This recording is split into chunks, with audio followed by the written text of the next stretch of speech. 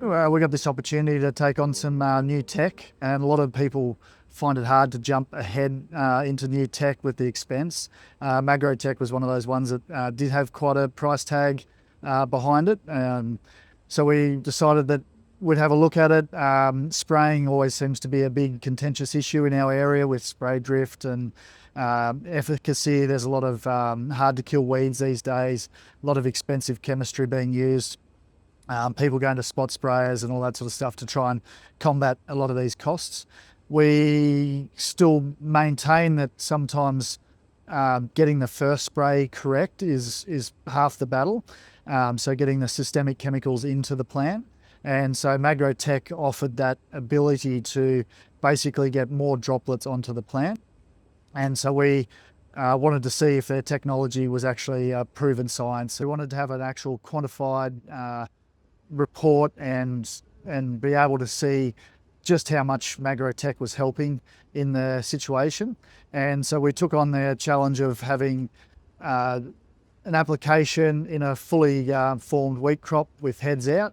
So it had the full biomass canopy.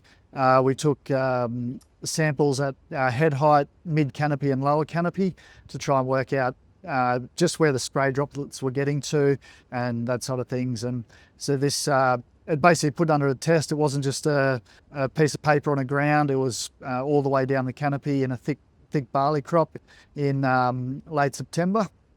And we're able to produce some pretty interesting results on just how much MagrowTec improved the droplet interception in the canopy.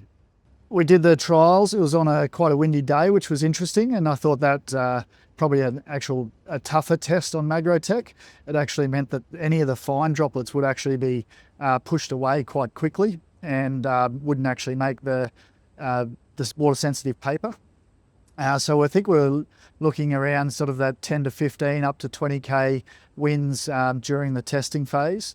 And we found when the results came back, we actually got a 25% increase in the MagrowTec spray deposition. And that was at the 3 bar, 22 kilometre spray speed. And that was using AIX nozzles on a 3-tier boom. So AIX O2s and 015s.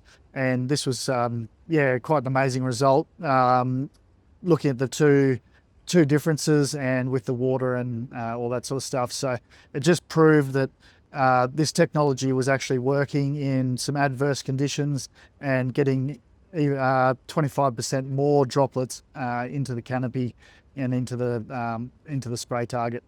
On a commercial sense, we've actually even seen it ourselves now. We've had 2 paddocks side by side that have been sprayed. One had the conventional machine in it and the other one had the MagrowTec machine in it. I think a month after the application, we end up having to put the spot sprayer, an optical spot sprayer, back into the conventional area with hard to kill sow thistle, milk thistle that had come through. Versus a MagrowTec paddock, we didn't have to touch it at all. So it came through, we were quite impressed with the results and happy the way that MagrowTec had actually performed in a commercial sense. If you got that first application right with the systemic chemicals, then you wouldn't have to do the double knock or come back with a camera sprayer later to cost you to spend extra money.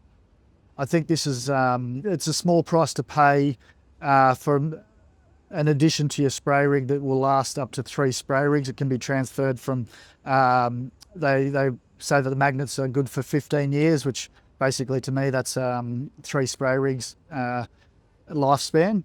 And that means that you potentially could drop yourself down from having to use a spot sprayer 3-4 times during summer down to maybe once during summer. If you get that first flush of weeds and you kill them all in the first hit, capital expense of the MagrowTec could actually be quite cheap in the long run. This project highlights just the ability that new technology that's coming to the marketplace is available, and It's just a matter of understanding the science and the practicalities of implementing some of this technology. And we're very appreciative for Farmers to Founders and Elders and B&W for being able to provide that opportunity to trial this technology out and give us an understanding that we can then go back to our growers and tell them and show them that this technology is proven, it actually does work. It could save you chemical, it could save you passes.